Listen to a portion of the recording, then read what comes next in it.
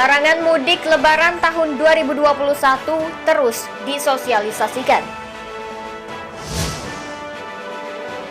Polisi periksa ibu rumah tangga yang mencuri harta milik mertuanya.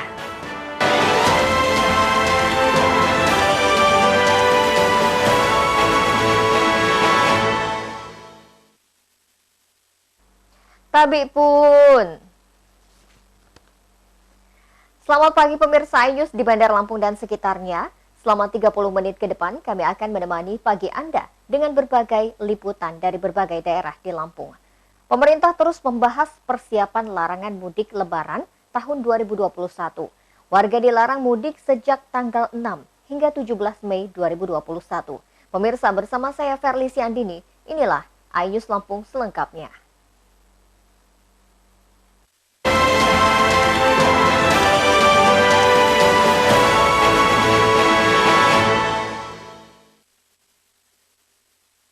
Pemerintah terus mengingatkan warga untuk tidak mudik Lebaran pada 6 hingga 17 Mei 2021. Warga yang bepergian bukan dengan tujuan mudik dan angkutan logistik masih diizinkan untuk melintas.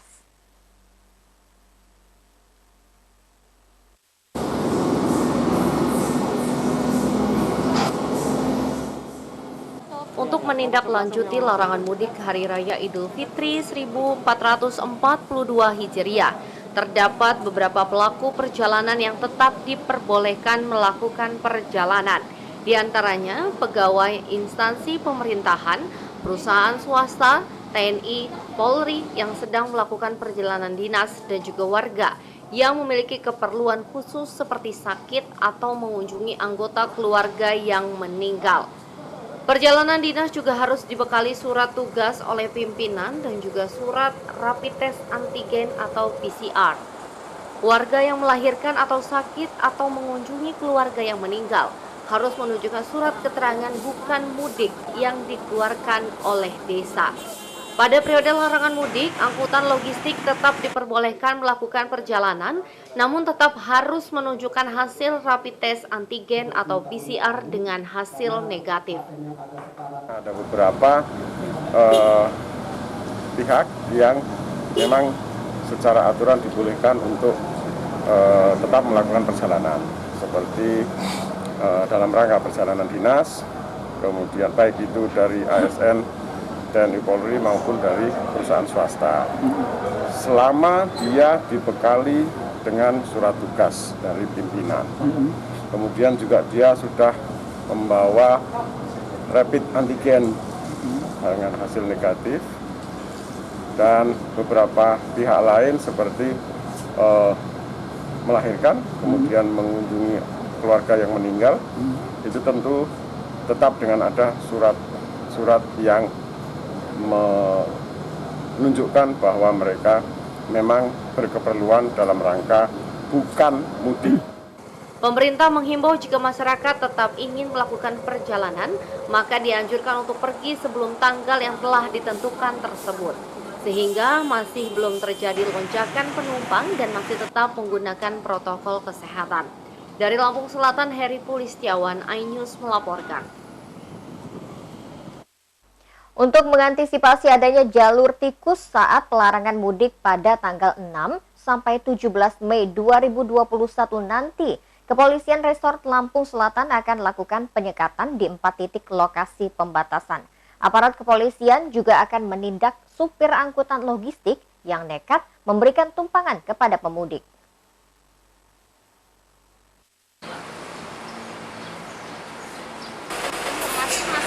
Polres Lampung Selatan menyekat 4 titik arus mudik.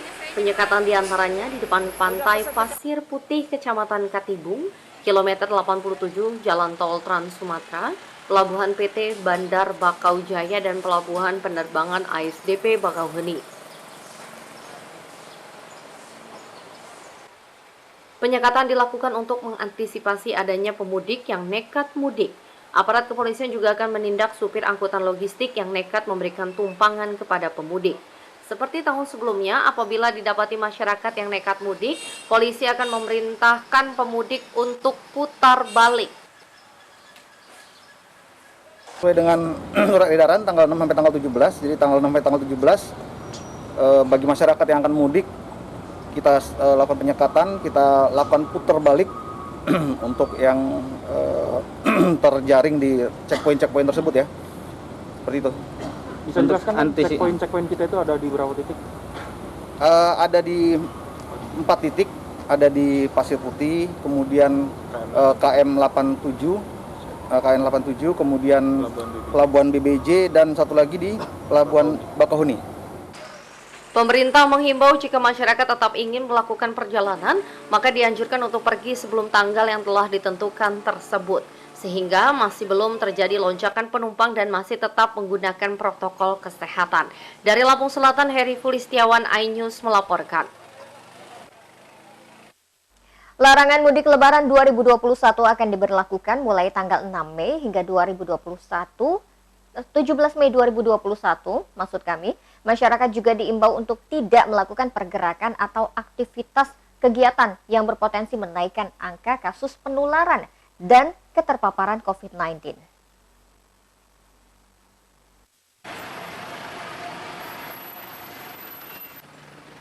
Pemerintah melarang mudik Lebaran mulai tanggal 6 Mei 2021 sampai 17 Mei 2021. Selama 12 hari itulah masyarakat dilarang mudik. Meski mudik 2021 dilarang, untuk cuti bersama Idul Fitri tetap diberlakukan, yaitu pada tanggal 12 Mei 2021. Kendati demikian, masyarakat diimbau untuk tidak melakukan pergerakan atau aktivitas kegiatan yang berpotensi menaikkan angka kasus penularan dan keterpaparan COVID. Larangan mudik Lebaran tidak hanya berlaku bagi aparatur sipil negara, ASN, pegawai badan usaha milik negara, BUMN, atau TNI dan Polri. Mudik juga dilarang bagi pegawai swasta dan juga seluruh masyarakat Indonesia. Hal tersebut sekaligus untuk memaksimalkan manfaat dari pelaksanaan vaksinasi yang telah dilakukan sejak beberapa waktu lalu. Tapi terdapat pengecualian larangan mudik, khususnya bagi pegawai yang sedang melakukan perjalanan dinas. Meski demikian, untuk itu harus disertai dengan syarat memiliki surat tugas yang ditandatangani oleh pejabat minimal eselon 2 bagi ASN dan BUMN, atau surat keterangan dari kepala desa bagi masyarakat yang memiliki keperluan mendesak. Tentang urgensinya akan ditentukan oleh instansi dan perusahaan. Panduannya akan diatur oleh Kementerian Pendayagunaan Aparatur Negara dan Reformasi Birokrasi. Sedangkan untuk tanggung jawab perusahaan akan diatur oleh Kementerian Ketenagakerjaan, sedangkan yang di luar itu akan diatur oleh Kementerian Dalam Negeri. Tim Liputan melaporkan. Hampir 300 personel Satgas COVID-19 siap menegakkan penerapan protokol kesehatan di Kecamatan Tanjung Karang Timur, Bandar Lampung. Petugas dari tingkat RT hingga kecamatan ini bertugas mengawasi penerapan protokol kesehatan di kecamatan tersebut.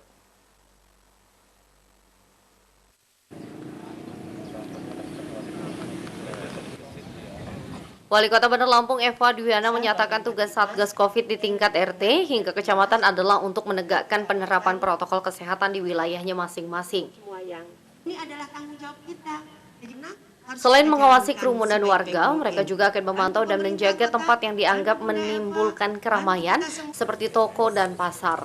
Penguatan Satgas COVID di tingkat RT ini juga sekaligus memberi pemahaman akan COVID-19 kepada warga di lingkungannya.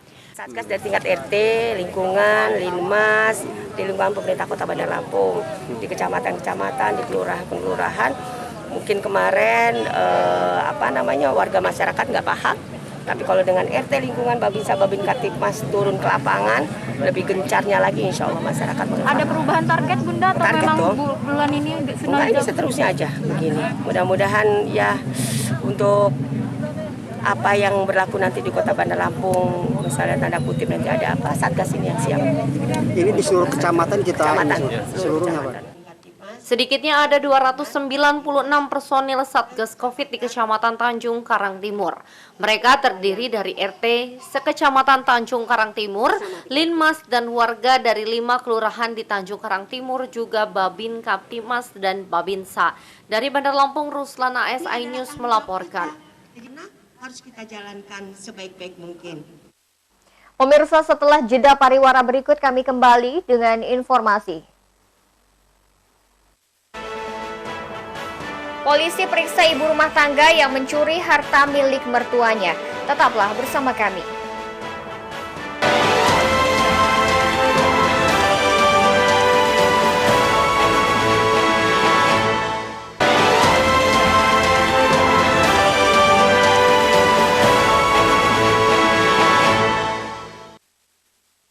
Anda masih menyaksikan iNews Lampung. Pemirsa, ibu muda RSF tersangka pencurian sertifikat tanah hingga BPKB kendaraan milik mertuanya sendiri tergolong nekat. Kasusnya dilaporkan tahun 2018 lalu dengan total kerugian ditaksir 1 miliar rupiah. Anggota Reskrim Polres Tanggamus masih mendalami kasus ini.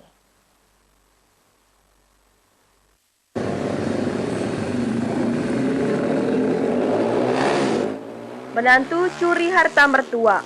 Kondisi bangunan ruko serta rumah milik orang tua RSF di Pekon Sridadi, Kecamatan Wonosobo sudah dikontrakan. Orang tuanya sudah lama menetap di Kecamatan Palas, Lampung Selatan.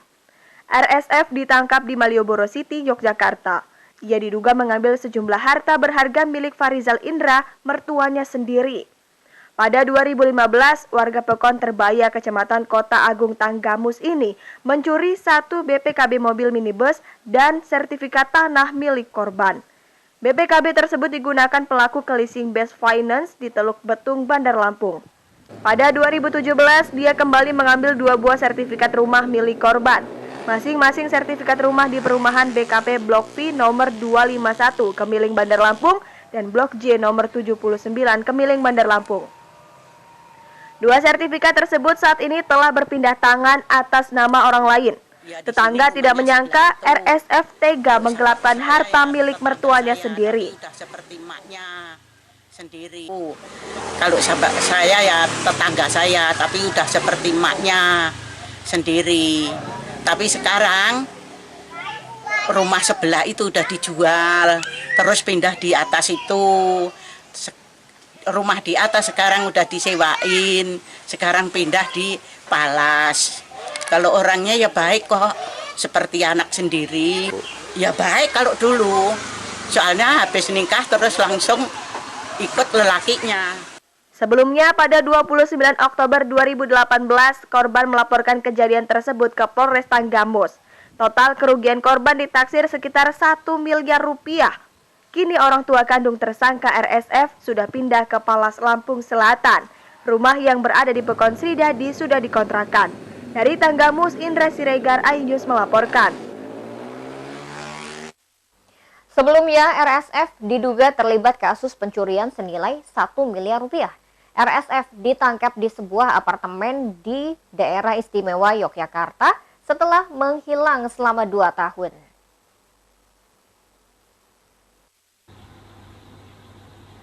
Jadi Mbak cuman surat-surat aja nih ya, fotokopi? RSF berstatus DPO atau buron selama 2 tahun dalam perkara pencurian dalam keluarga. Ia diduga mengambil sejumlah harta berharga milik Farizal Indra yang merupakan mertuanya sendiri. Diketahui RSF sudah digugat cerai oleh suaminya di Pengadilan Agama Kota Agung. Sekarang kedua anaknya berusia 3 dan 6 tahun dirawat oleh mertuanya. RSF mencuri harta milik mertuanya secara bertahap. Pada Juli 2015, RSF mencuri 1 BPKB mobil dan sertifikat tanah milik korban. Pada 2017, tersangka kembali mengambil 2 buah sertifikat rumah milik korban.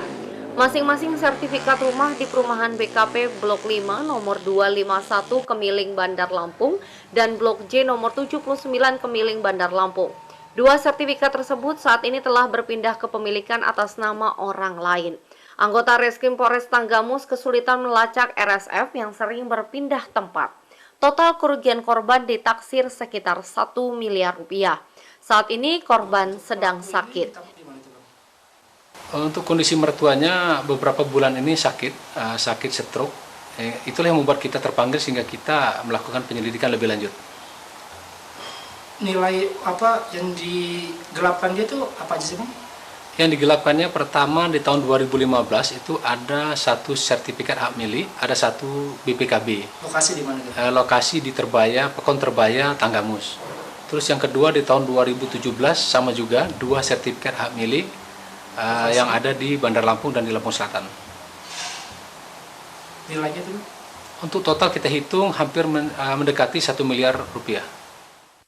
RSF dijerat dengan pasal 367, Junto 362 KUH Pidana dengan ancaman maksimal 5 tahun penjara. Dari Tanggamus, Indra Siregar, iNews melaporkan. Surat nikah ya.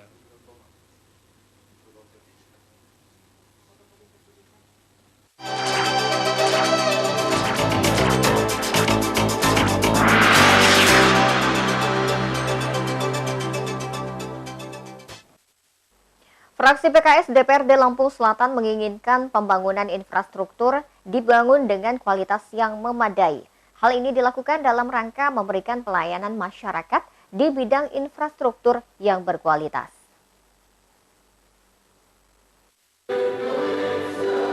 Keinginan fraksi PKS DPRD Lampung Selatan tentang pembangunan infrastruktur berkualitas disampaikan oleh juru bicara fraksi, Andi Aprianto. Andi mengatakan pembangunan infrastruktur berskala besar hendaknya dikelola serta direncanakan dengan baik, agar supaya pembangunan infrastruktur yang dibangun dapat berkualitas dengan baik. Pembangunan infrastruktur, terutama yang menggunakan biaya besar, semestinya dikelola dengan baik dan memberikan manfaat yang besar bagi kepentingan masyarakat dan jangan sampai dalam pengelolaannya terbengkalai. Seperti contohnya TPA Natal. Mohon penjelasan terkait hal tersebut. 5. Dengan pembangunan infrastruktur juga diharapkan direncanakan dengan matang dan berkualitas sehingga menghemat anggaran dan tepat sasaran. Dari Lampung Selatan, Rudi Apriyadi dan Alsiswadi, iNews melaporkan.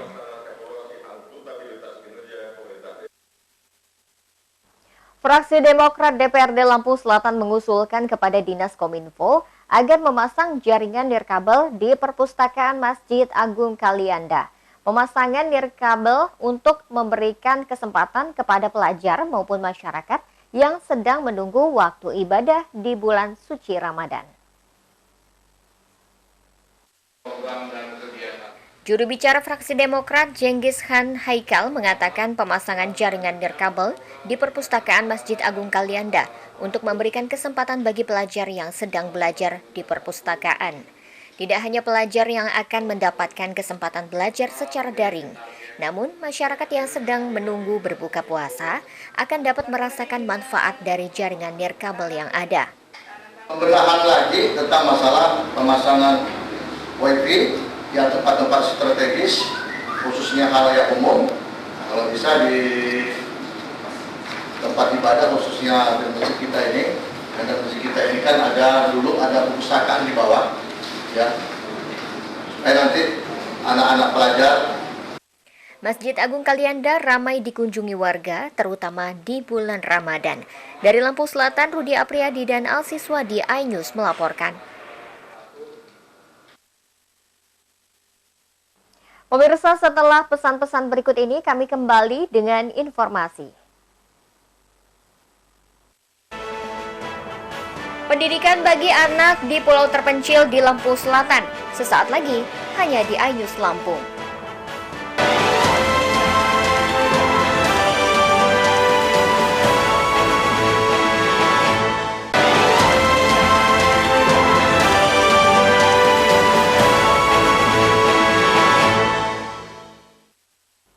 Pemirsa, terima kasih Anda masih bersama kami. Keterbatasan akses untuk mendapatkan ilmu terkadang membuat pendidikan di negeri ini tidak merata. Seperti yang dialami anak-anak di Pulau Harimau Bala, Kecamatan Ketapang, Lampung Selatan. Untuk membantu generasi penerus bangsa tersebut, Polisi Air Polres setempat dan beberapa relawan gerakan literasi membuat pojok baca. Pemirsa, laporan tersebut mengakhiri iNews Lampung hari ini. Mewakili tim yang bertugas, saya Verly Siandini undur diri.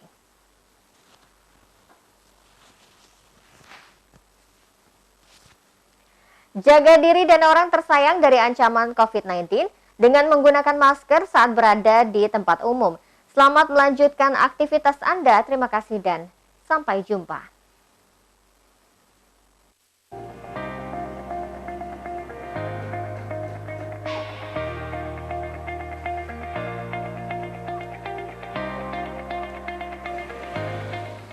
Pulau Harimau Balak berada di perairan Selat Sunda. Kondisi geografis menjadikan sarana transportasi perahu sebagai pilihan utama masyarakat untuk beraktivitas. Jarak menuju pulau yang cukup jauh harus ditempuh, belum lagi kondisi ombak yang kerap tidak bersahabat.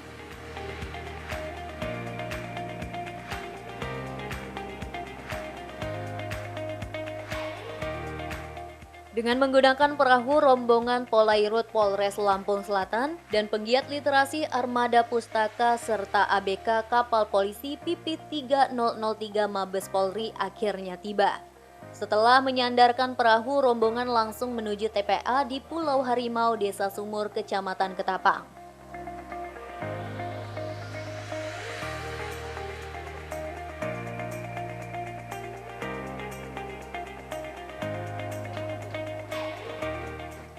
Kondisi TPA sangat memprihatinkan. Lantai dan dinding ruang berlubang, ruangan juga terlihat kotor dan kurang dijaga.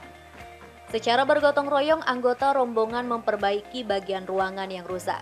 Tidak hanya itu, mereka juga merapikan isi ruangan agar terlihat lebih rapi. Mereka juga mengecat dinding agar TPA menjadi lebih rapi.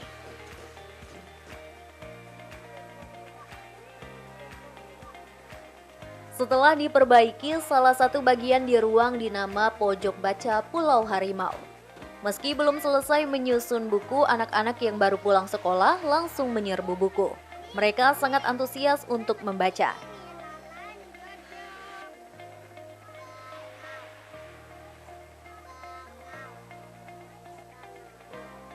Seneng. Ceritanya bagus. Gambaran. Ada gambarnya. Ceritanya bagus nggak? Bagus. Bagus.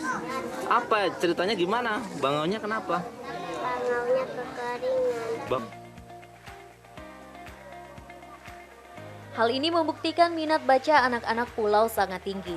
Para penggiat literasi berharap agar pemerintah memberikan fasilitas buku baca bagi anak-anak pulau.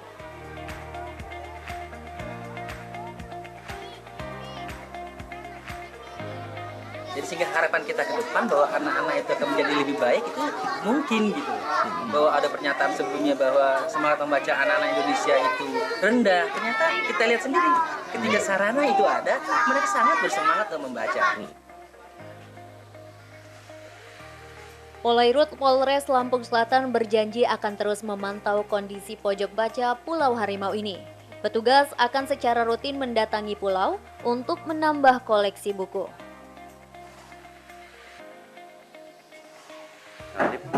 Dengan para relawan Perahu Pustaka mendirikan pojok baca. Supaya apa? Supaya anak-anak makin mudah untuk mencari buku apa yang dia cari. Supaya dia juga punya hak untuk mendapat ilmu. Seandainya di sini, di sekolah sini juga nantinya kekurangan buku-buku yang adik-adik cari. Pojok baca ini dibangun bersama warga demi kemajuan anak bangsa. Polairut berencana untuk membangun pojok baca lainnya agar kualitas pendidikan merata. Dari Lampung Selatan, Heri Fulistiawan, iNews melaporkan.